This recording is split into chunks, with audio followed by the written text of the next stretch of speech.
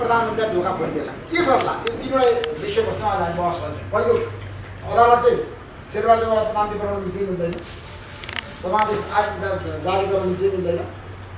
दोस्रो, संसद पुनर्स्थापना भयो भने कुन चाहिँ किसिमको हुन्छ, कस्तो किसिमको हुन्छ, जस्तो संविधानको धारा 76 को 4 अनुसार विश्वासमा दिनलाई आग्रह गर्छ कि अथवा दुवै चाहिँ प्रधानमन्त्रीका उम्मेदवारहरूलाई विश्वासमा दियो जो चाहिँ आधिकारिक हुन्छ त्यसले प्रधानमन्त्री बन्न सक्छ भनेर निर्देशन दिन्छ कि दुईटा प्रधानमन्त्री बनाइदिन्छ कि अथवा चुनावमा जानलाई ढोका खोलिदिन्छ कि के गर्ला? चौतर्फी चिनाले छाएको छ। त्यसैले गर्दाखेरि म यसबारेमा आज दुईजना हाम्रो बिचमा वरिष्ठ अधिवक्ताहरू हुनुहुन्छ, एकदम तपाईँले चिनेको, बुझेको, जानेको, नारी छानेको र राम्रोसँग अदालतदेखि लिएर संविधान इजलासदेखि लिएर हरेक ठाउँमा बहस गर्न काबिल व्यक्तित्व हुनुहुन्छ रमण श्रेष्ठ र सुरेन्द्र भण्डारी। यहाँ दुवैमा कार्यक्रम स्वागत गर्न चाहन्छु। र अब सुरेन्द्र भण्डारी ठ्याक्कै के भन्छ तपाईँ एकदम बुझागत रूपमा आएर बताउनुहोस्। सुन्नु नयाँ कुरा सम्पूर्ण पत्रकार मित्रहरूमा नमस्कार, धन्यवाद। ऋषिजीलाई पनि धेरै धेरै धन्यवाद। आज रमनजी र म दुईजना यहाँ छौँ। हाम्रा विचारहरू सायद मलाई लाग्छ फरक फरक विचारहरू आउलान्, त्यो रमाइलो हुनेछ। ऋषिजीले राख्नुभएको जुन प्रश्न छ 28 गते सम्भावित रूपमा हुने निर्णयको सम्भावना के छ भन्ने विषयमा अदालतले के निर्णय गर्छ, कस्तो निर्णय गर्छ भन्ने बारेमा अनुमान गर्न सकिँदैन। कानुन व्यवस्थाले आफ्नो धारणा राखेर बहस गर्ने हुन् र स्वयं न्यायाधीशहरूलाई पनि आन्तरिक रूपमा छलफल गरेर निष्कर्षमा नपुगेसम्म उहाँहरूलाई नै पनि के निर्णय हुन्छ भन्ने कुरो थाहा हुँदैन। त्यसैले अहिले हामीले यहाँ गर्ने विश्लेषण भनेको अनुमान मात्रै हो, एउटा बौद्धिक विश्लेषण मात्र हो। र यस परिप्रेक्ष्यमा मलाई लाग्छ मैले कुनै पक्षको लयरको रूपमा भन्नुभन्दा पनि सम्भावित निर्णय के होला भन्ने अनुमान एउटा विश्लेषण गर्दाखेरि मैले 4टा अवस्थाहरू देख्छु। पहिलो अवस्था, शेरबहादुर देउवाजीले जे निवेदन गर्नुभएको छ, जे माग दाबी राख्नु भएको छ, अर्थात् मलाई प्रधानमन्त्री बनाइयोस् भन्ने जुन माग दाबी छ, त्यही बमोजिम शेरबहादुरजीलाई प्रधानमन्त्रीमा नियुक्ति गर्नु भनेर राष्ट्रपतिको नाममा प्रमादेश हुने एउटा सम्भावना। दोस्रो सम्भावना, प्रधानमन्त्री केपी ओलीले शेरबहादुर देउवाजीको रिट निवेदन खारेज हुनुपर्दछ। राष्ट्रपतिले गर्नुभएको निर्णय संविधान सम्मत छ। त्यसैले धारा 76(5) अन्तर्गत सरकार बन्न नसके पछाडि स्वाभाविक रूपमा संसद विघटन हुन्छ, तसर्थ निर्वाचनमा जानुपर्दछ भन्ने प्रधानमन्त्री केपी ओलीको जुन भनाइ छ त्यसैलाई समर्थन गर्ने दोस्रो विकल्प हुन सक्छ। तेस्रो विकल्प, बहसका क्रममा विभिन्न कुराहरू उठे बमोजिम प्रधानमन्त्री केपी ओलीले धारा 76 को 4 बमोजिम आफू लार्जेस्ट पार्टीको प्रधानमन्त्री भइसके पछाडि अर्थात् धारा 76(3) को प्रधानमन्त्री भइसके पछाडि धारा 76(4) अन्तर्गत जुन विश्वासको मत लिनु पर्थ्यो त्यो विश्वासको मत नलिनु भएको कारणले गर्दाखेरि तपाईँले विश्वासको मत लिनुहोस् भनेर आदेश गर्ने अर्को अवस्था हुन सक्छ। तेस्रो अवस्था। चौथो अवस्था,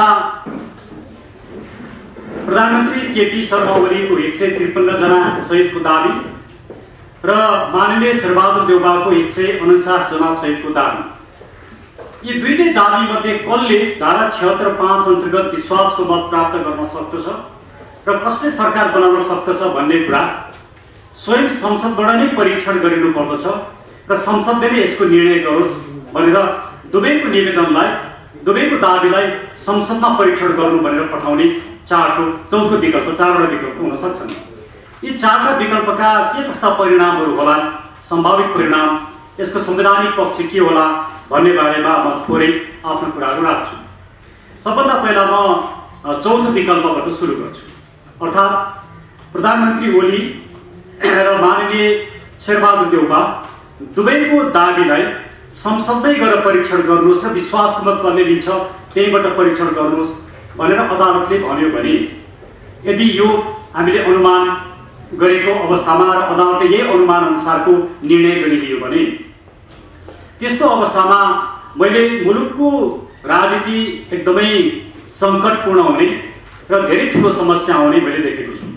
किनभने देउवाजीले मान्नुहोस् विश्वासको मत लिनका लागि जब उहाँ मतदानमा जानुहुन्छ, संसदमा मतदान हुन्छ, त्यो मतदान हुँदाखेरि देउवाजीले दाबी गरे जस्तै उहाँको पक्षमा 146 जना पुगेको खण्डमा ओलीजीले के भन्नुहुन्छ भने हामीले नेकपा एमाले व्हिप जारी गरेका छौँ।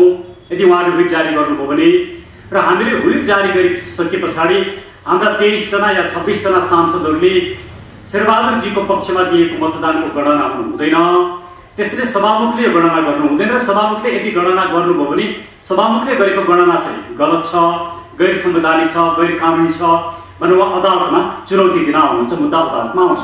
त्यो 26 जना सांसदले दिएको मतदान वैध छ कि अवैध छ भन्ने विषयमा मुद्दा अदालतमा आउँछ र मुद्दा अदालतमा आएपछि संसदले रेकमेन्ड गरेको प्रधानमन्त्री शेरबहादुर देउवाजी र हाल भइरहेको प्रधानमन्त्री केपी शर्मा ओलीजी, यस्तो अवस्था मुलुकमा दुईटा प्रधानमन्त्री एकै बाजी सामल्टेनियसली दुईटा प्रधानमन्त्री हुने अवस्था आउँछ।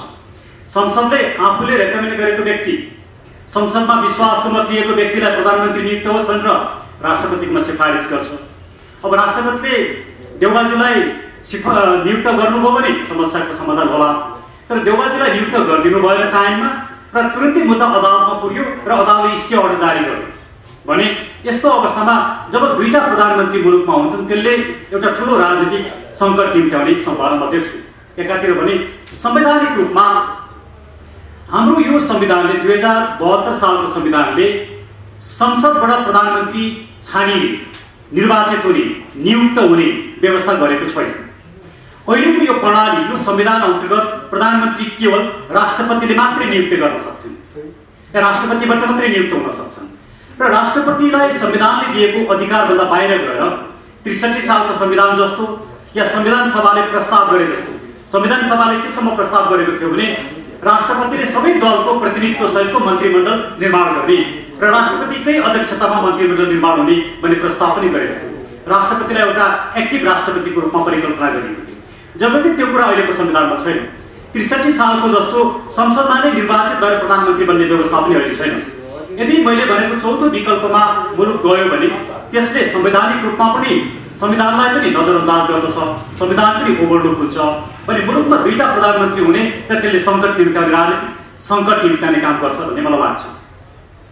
अब तेस्रो विकल्प अर्थात् धारा 76 को 4 अन्तर्गत प्रधानमन्त्री ओलीले विश्वासको मत लिनुपर्छ भनेर भन्ने हो भने धारा 76 को 4 अन्तर्गत, धारा 76 को 3 अन्तर्गत नियुक्त प्रधानमन्त्री अर्थात् लार्जेस्ट पार्टीको प्रधानमन्त्रीले विश्वासको मत लिने कुरा हो।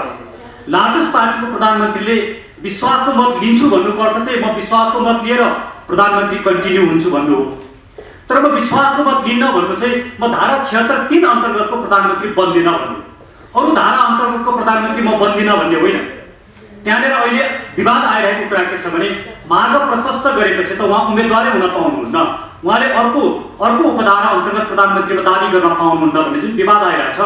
म धारा 76 3 अन्तर्गतको प्रधानमन्त्री हुन्न भन्ने व्यक्तिले म धारा 76 5 अन्तर्गत प्रधानमन्त्री हुन्न भनेर त्यसलाई चाहिँ आफ्नो दाबी छोडिदिने भन्ने कुरा यो संविधानले परिकल्पना गरेको छैन। किनभने धारा 76 1 को प्रधानमन्त्री धारा 76 2 अन्तर्गत प्रधानमन्त्री हुन सक्दो रहेछ, धारा 76 2 को प्रधानमन्त्री धारा 76 3 अन्तर्गत प्रधानमन्त्री हुन सक्दो रहेछ।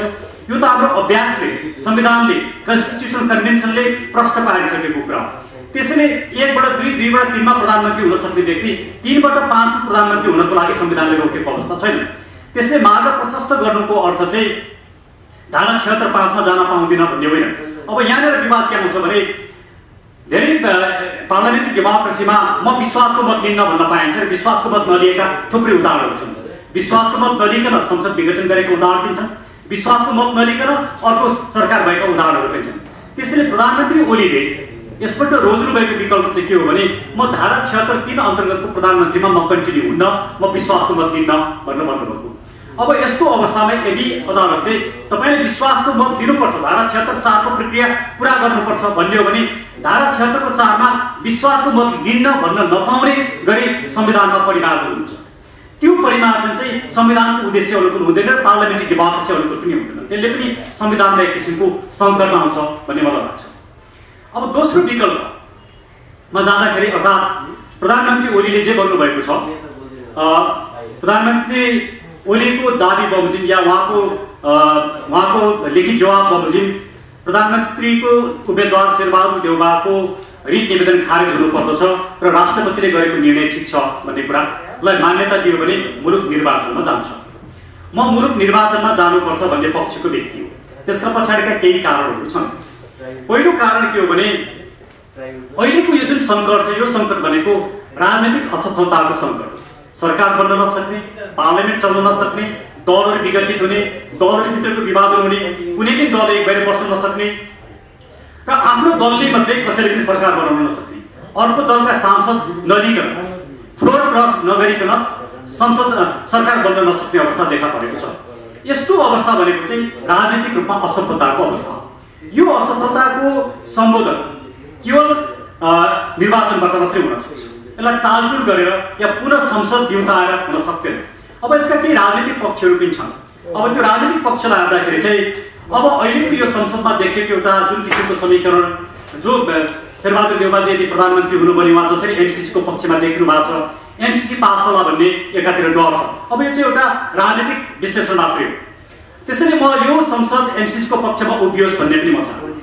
त्यसले अहिलेको संसदले जसरी वाइड बडी लगायतका विभिन्न करप्सनहरूमा यसले करप्सनलाई नियन्त्रण गर्न सकेन, सरकारलाई रिस्पोन्सिबल अकाउन्टेबल बनाउन सकेन र जसरी मुलुकमा करप्सन देखिएको छ, इभन कोभिडको सन्दर्भमा पनि कोभिडको भ्याक्सिन खोप ल्याउने सन्दर्भमा कमिसनको कुरालाई समेत रोक्न सकेन पार्लियामेन्टको भूमिका देखिएन।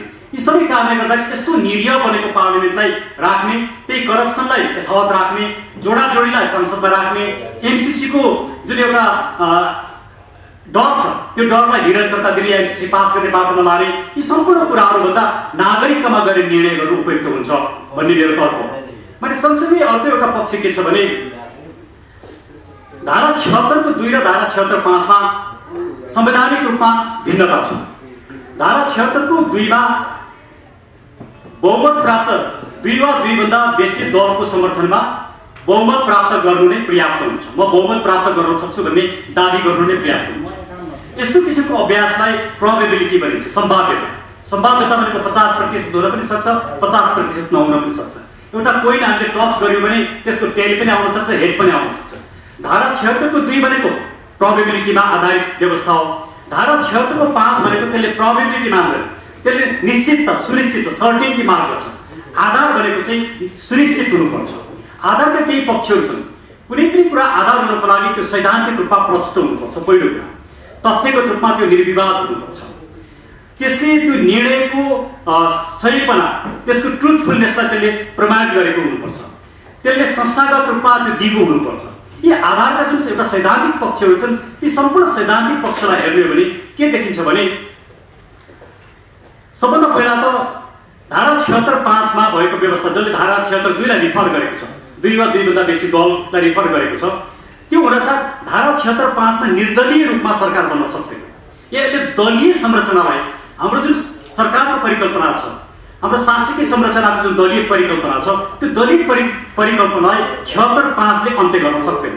त्यसैले अहिले देउवाजीले लिएर गएको जुन मागदाबी निवेदन छ राष्ट्रपतिकोमा भएको दाबी, नेपाली कांग्रेस र माओवादी केन्द्रको लागि चाहिँ दलीय समर्थन, एमालेका 26 जना र जसपाका 12 जनाको चाहिँ स्वतन्त्र। उहाँको आफ्नो दाबी आफैमा खण्डित छ। यदि उहाँले कि त दलीय रूपमा जानु पर्थ्यो कि त स्वतन्त्र रूपमा जानु पर्थ्यो। आफूले दुईटै किसिमको दलीय रूपमा पनि जाने, स्वतन्त्र रूपमा पनि जाने, अनि अदालतमा गएर धारा 76 5 ले व्हिप माग्दैन, व्हिप लाग्दैन, स्वतन्त्र रूपमा जान सकिन्छ भनेर जुन किसिमका तर्कहरू आए, यो तर्क चाहिँ सस्टेनेबल जस्तो मलाई लाग्दैन। हुन त यसको खण्डन रमनजीले गर्नुहुनेछ, शेरबहादुरजी पनि आउनु रहेछ।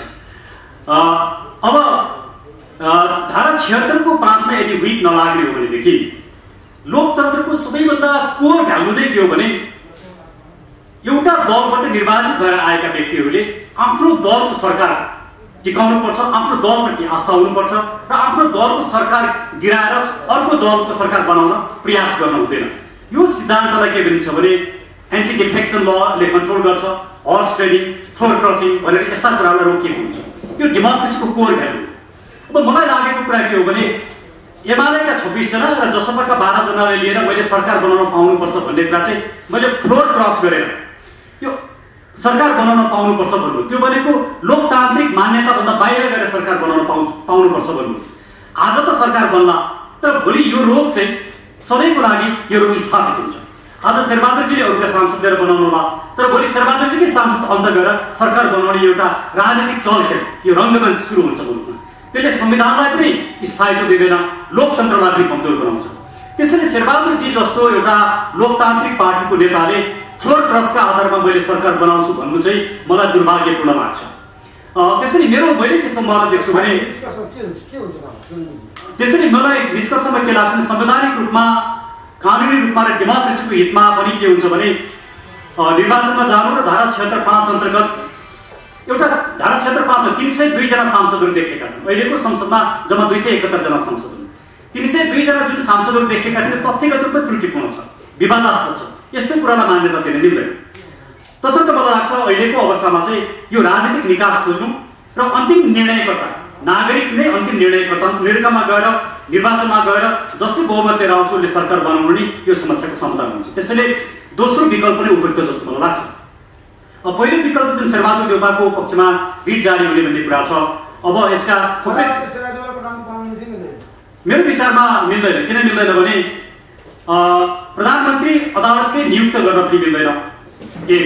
दोस्रो कुरो प्रधानमन्त्री संसदले नियुक्त गर्न पनि मिल्दैन। प्रधानमन्त्री नियुक्त गर्ने अधिकार राष्ट्रपतिलाई दिएको छ र यो धारा 76 को अधिकार चाहिँ कसैको रेकमेन्डेसनमा इन्भोक गरिने अधिकार होइन। यो राष्ट्रपतिले स्वयं आफै सेल्फ इन्भोक हुने अधिकार हो। यसरी सेल्फ इन्भोक हुने अधिकारमा जुडिसियल रिभ्यू हुँदैन। अन्य देशका प्र्याक्टिसहरू पनि यही नै हुन्। तर अब हामीले जुडिसियल रिभ्यूको दायरालाई कहाँसम्म पुर्याउने?